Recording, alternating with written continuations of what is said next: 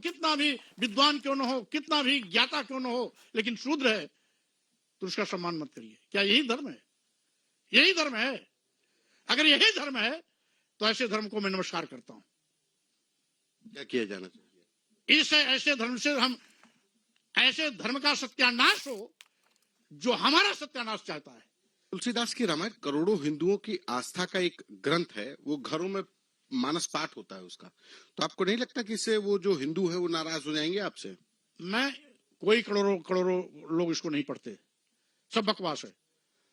ये तुलसीदास ने अपनी प्रसन्नता, अपनी खुशी के लिए लिखा है। तो स्वामी प्रसाद मौर्य क्या चाहते हैं, क्या मांग करते हैं?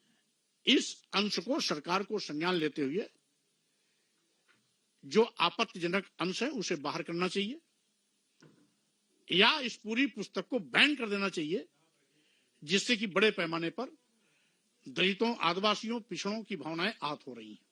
मतलब रामचरितमानस को बैन कर देना चाहिए? स्वाभाविक रूप से बैन कर देना चाहिए। जी नमस्कार, मैं हूं दीपक मिश्रा। एलएनजीएस सुल्तानपुर यूट्यूब चैनल में आपका स्वागत है।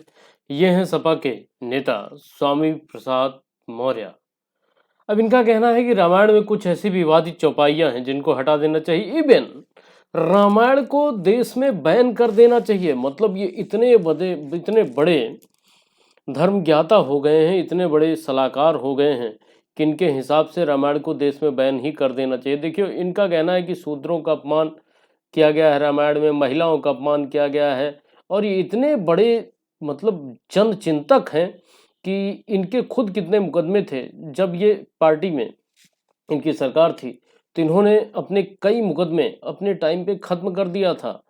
और ये इनको देश में और समस्याओं के बारे में बात करने से मतलब नहीं। इवन मैं आपको बता दूं, जब मैं वीडियो रिकॉर्ड कर रहा हूं 29 जनवरी को शाम को टाइम हुआ है 7:40 PM, और अभी तक इनको 1-1.5 घंटे पहले सपा में महासचिव का प्रमोशन मिल चुका है। जी हाँ, एक विवादित बयान ने इनकी फिर किस्मत बदल दी। तो मैं इस वीडियो के माध्यम से आपको सिर्फ इतना बताना चाहता हूं कि आखिर में रामचरितमानस में कुछ ऐसी चौपाइयां हैं जिनका लोग गलत अर्थ निकालते हैं, उनका सही अर्थ क्या है। क्योंकि जब रामचरितमानस लिखी गई थी तो तुलसीदास जी ने इसे अवधी भाषा में लिखा था, उसका मीनिंग क्या है। चलिए वीडियो को स्टार्ट करते हैं। देखिए, ये न्यूज 18 का आर्टिकल है। इसमें स्वामी प्रसाद मौर्य जी का ये कहना है कि रामचरितमानस दकियानुशी साहित्य है, किताब पर बैन लगे, सपा नेता स्वामी प्रसाद मौर्य का विवादित बयान। तो मौर्य जी, आपकी तो उम्र खत्म हो रही है, और आप चाहें कि आपको खुद धर्म से पलायन करना है तो आप बिल्कुल कर सकते हैं। आप जिसमें जाना चाहें जा सकते हैं, लेकिन आप शुभ चिंतक न बने भारतीय जनता का, क्योंकि ये लोकतांत्रिक देश है और इसमें सभी को आज़ादी है। एक दूसरा बयान, ये आप देख रहे हैं एबीपी न्यूज का आर्टिकल, और अभी अभी न्यूज आई है कि मौर्य जी को क्या मिल चुका है, प्रमोशन। यूपी की पॉलिटिक्स में विवादों के बाद भी अखिलेश यादव ने स्वामी प्रसाद मौर्य का पार्टी में किया बड़ा प्रमोशन, और इनको राष्ट्रीय महासचिव की जिम्मेदारी दे दी गई है। अब आप समझ सकते हैं कि मतलब जिस लिए गोटी फेंकी थी उस लिए गोटी सही लग गई और सफलता मिल गई। तो बहुत सही मौर्य जी। ये एक चौपाई है और बहुत ही अच्छी चौपाई है, जिसमें दिखाया गया है कि श्री रामचंद्र जी का जो वहाँ की जनता थी वो कैसी भी थी, किसी भी जाति धर्म समुदाय से थी, उनका इससे कोई लेना देना नहीं था। मांगी नाव न केवट आना, कहीं तुम्हार मरम में जाना, चरण कमल रज कहूँ सब कहीं, मानस करण मूरी कछु आहीं। यानी इसका अर्थ है, आपको समझाऊं कि जब रामचंद्र जी केवट से नाव के लिए कहते हैं तो केवट के मन में एक शंका थी कि इनके पैर से तो पत्थर भी स्त्री बन जाती हैं, और अगर इन्होंने इस काठ की नाव पर अपना पैर रख दिया तो इसका क्या होगा, और इसी से मेरी रोजी रोटी चलती है। तो मैं पहले इसकी पुष्टि करूंगा कि ऐसा कुछ होगा तो नहीं, और मैं आपके चरण धुलूंगा, चाहे फिर इसकी गुस्ताखी के लिए लक्ष्मण जी मुझे तीर ही क्यों ना मार दें, लेकिन मैं आफ्टर वेरीफाई, इसको वेरीफाई करने के बाद ही अपने काम को आगे बढ़ाऊंगा। तो अगर रामचंद्र जी के मन में ऐसा कुछ रहा होता कि भैया मैं अयोध्या का राजा हूँ, रुक जाओ, मेरी स्पेशल नाव आएगी, मैं किसी केवट के नाव में नहीं बैठूंगा, क्योंकि ये मेरी डिग्निटी का सवाल है। चलिए, ये आप एक बहुत ही बढ़िया चित्र देख सकते हैं जिसमें रामचंद्र जी लक्ष्मण के साथ बैर खा रहे हैं। सबरी के जूठे बैर खाते हैं रामचंद्र जी। और क्या इससे आपको कहीं भी एक भेदभाव का मर्म झलकता है? अगर इनके मन में भेदभाव की शंका होती तो क्या जूठे बैर सबरी के खाते? तो ये सिर्फ और सिर्फ बकवासबाजी है मौर्य जी की। एक बहुत ही बढ़िया चौपाई रामचरितमानस में मिलती है जिसको पढ़ने के बाद पता चलता है कि असल में क्या अर्थ रहा होगा, उस समय का समाज कैसा रहा होगा। जननि सम जानहि पर नारी, तिन्हके मम शुभ सदन तुम्हारे। जिसका अर्थ है, अर्थात जो पुरुष अपनी पत्नी के अलावा किसी और स्त्री को अपनी मां समान समझता है, उसी के हृदय में भगवान का निवास स्थान होता है। जो पुरुष दूसरी नारियों के साथ संबंध बनाते हैं वह पापी होते हैं, उनसे ईश्वर हमेशा दूर रहता है। तो भैया, स्त्रियों का अगर अपमान करना होता तो इस तरह की चौपाई क्यों लिखी जाती मौर्य जी? और ये एक दूसरी चौपाई है, मूढ़ तो ही अतिशय अभिमाना, नारी सिखावन कर सिकाना। बहुत ही बढ़िया चौपाई है जिसमें दिखाया गया है कि नारी को हमेशा वैल्यू देनी चाहिए, उसकी बात को। जिसका अर्थ है, अर्थात भगवान राम सुग्रीव के बड़े भाई बाली के सामने स्त्री के सम्मान का आदर करते हुए कहते हैं, दुष्ट बाली, तुम अज्ञानी पुरुष तो हो ही, लेकिन तुमने अपने घमंड में आकर अपनी विद्वान पत्नी की बात भी नहीं मानी और तुम हार गए। मतलब अगर कोई आपकी अच्छी बात कह रहा है तो अपने अभिमान को त्याग कर उसे सुनना चाहिए, क्या पता आपका फायदा ही हो जाए। तो रामचंद्र जी तो फिर ये कहते हैं ना कि ये महिला है, इसकी बात ना सुनो, ये हमेशा गलत बोलती हैं, फलाना ठिकाना।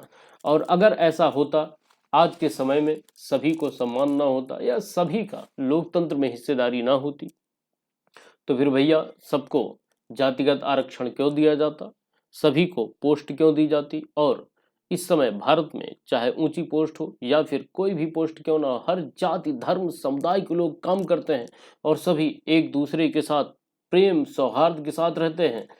लेकिन एक ये बहुत ही विवादित चौपाई रही है और इसका मैंने एक गहन अध्ययन करके इसके बारे में पूरी जानकारी निकाली है। देखिए, उस समय अवधी भाषा थी, लोग इसका अलग अलग अर्थ निकालते हैं और आपको इसका आज सही अर्थ जानने को मिलेगा। ढोल गंवार शूद्र पशुनारी, सकल ताड़ना के अधिकारी। अब यहाँ पर लोग शूद्र का मतलब कुछ और निकालते हैं, गंवार का मतलब कुछ और निकालते हैं, ढोल का मतलब कुछ और ही निकालते हैं। इवन सकल लोगों का मतलब है कि सकल यानी सारे, ताड़ना यानी पीटने, लतियाने लठियाने के अधिकारी हैं। तो भैया, इसका सही अर्थ समझते हैं। देखिए, अवधी भाषा के जानकारों के अनुसार इस चौपाई का सही अर्थ जानने के लिए पहले इस चौपाई में प्रयुक्त शब्दों के अर्थ का ज्ञान बहुत ही होना आवश्यक है। इस प्रकार ढोल यानी भाई ढोलक, गंवार यानी ग्रामीण या अनपढ़, शूद्र यानी वंचित वर्ग, भैया किसी जाति वंश से नहीं है मतलब, पशु यानी जानवर, नारी यानी स्त्री, सकल का मतलब होता है पूरा या संपूर्ण, टोटल, ताड़ना यानी पहचानना या परख करना भैया, ना कि लतियाना लठियाना। ताड़ना का मतलब आप कहता नहीं आदमी, क्या ताड़ रहे हो भैया? अधिकारी यानी हकदार, कौन है इस चीज का हकदार? तो इस प्रकार इस पूरे चौपाई का अर्थ यह हुआ कि ढोलक, अनपढ़, वंचित, जानवर और नारी, यह पांच पूरी तरह से जानने के विषय हैं।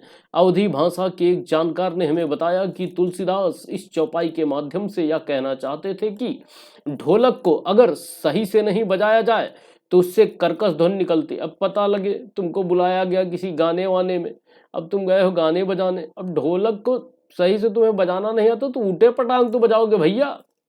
अतः ढोलक पूरी तरह से जानने, अब सोचिए ढोलक को इतनी वरीयता दी गई इस चौपाई में, मतलब ढोलक को भी कहा जा रहा है कि आपको जानना चाहिए, उसका अध्ययन होना चाहिए, ज्ञान होना चाहिए, तभी तो आप उसे सही से बजा पाएंगे। अध्ययन का विषय है यानी है भैया। इसी तरह अनपढ़ व्यक्ति आपकी किसी बात का गलत अर्थ निकाल सकता है या आप उसकी किसी बात को ना समझकर अनायास उसका उपहास यानी मजाक उड़ा सकते हैं। अतः उसके बारे में अच्छी तरह से जान लेना चाहिए। वंचित व्यक्ति को भी जानकर ही आप किसी कार्य में उसका सहयोग ले सकते हैं, अन्यथा कार्य की असफलता का डर बना रहता है। पशु के पास सोचने एवं समझने की क्षमता मनुष्य जितनी नहीं होती, इसलिए कई बार वो हमारी किसी व्यवहार, आचरण, क्रियाकलाप या गतिविधि से आहत हो जाते हैं, परेशान हो जाते हैं भैया, और ना चाहते हुए भी असुरक्षा के भाव में असामान्य कार्य कर बैठते हैं। अब पता लगा आपका डॉगी है, अब अपने बगल लिटाए हो, डॉगी क्या पता भैया कि इनकी पैर रख के सोने की आदत है, पता लगे रखे, अब डॉगी को लगा कि नींद में मार देंगे हमें, तो अब डॉगी ने झटका दे दिया है, काट दिया, तो इसका मतलब ये थोड़ी है कि गधा है। तो भैया डॉगी को भी अध्ययन करने की आवश्यकता है, तो जान लीजिए बगल में लिटा के नहीं सोना चाहिए।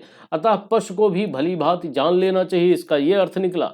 इसी प्रकार अगर आप स्त्रियों को नहीं समझते हो तो उनके साथ जीवन निर्वहन मुश्किल हो जाता है। यहाँ स्त्री का तात्पर्य माता, बहन, पत्नी, मित्र, किसी भी ऐसी महिला से है जिनसे आप जीवन पर्यंत जुड़े रहते हैं। ऐसे में आपसी सूझबूझ काफी आवश्यक होती है। यहाँ पर जो नारी का अर्थ है, नारी माता, बहन, बेटी, इवन कोई भी हो सकते हैं, उसे समझना चाहिए, जिससे नारी की गरिमा बनी रहे, तभी एक परिवार सही से चल सकता है। अब यहाँ पर एवरीथिंग टोटल जो भी है सब बात किया गया है चीजों को समझने के बारे में। इस चौपाई के माध्यम से यह बताने की कोशिश की गई है कि यदि आप इसके जानकारी के अभाव में रह जाते हैं तो आप इनको तो परेशान करेंगे ही करेंगे और खुद परेशान रहेंगे। तो एक हिसाब से विज्ञान में ईवीएस में एक बहुत ही फेमस टर्म है जिसे लोग कहते हैं सहजीविता। सहजीविता यानी एक का फायदा और अगले का फायदा। जैसे भैंस के ऊपर कोई बगुला या फिर कोई कौवा बैठकर जीवन चलाता है, उसमें बगुले का भी कौवे का भी फायदा होता है और भैंस की गंदगी साफ हो जाती है और कौवे को खाने के लिए कुछ जो भैंस के ऊपर कीट पतंग लगे हैं वो खा के, तो ये दोनों एक दूसरे के लिए संपूरक का कार्य करते हैं। वैसे ये चौपाई भी कहता है कि सभी एक दूसरे को प्रेम, व्यवहार, सौहार्द के साथ रहना चाहिए। और भैया किसी भी चौपाई का ऊटपटांग अर्थ नहीं निकालना चाहिए मौर्य जी। ये आप देख रहे हैं एक आर्टिकल है, यूपी श्रम मंत्री स्वामी प्रसाद मौर्य के खिलाफ 33 वर्ष पुराना आपराधिक केस खत्म। तो भैया मौर्य जी अगर देश में बहुत सारी समस्याएं हैं उनकी चर्चा करिए, कुछ स्टूडेंट्स के लिए भी करिए, भर्तियों के बारे में कुछ चर्चा करिए सदन में, विपक्ष में रहने का कुछ फायदा उठाइए, अदरवाइज आप प्रमोशन तो लेते ही रहेंगे। चलिए इस वीडियो के माध्यम से आपको जरूर कुछ ना कुछ समझ में आया होगा, आशा करता हूं। Thanks for listening, thank you.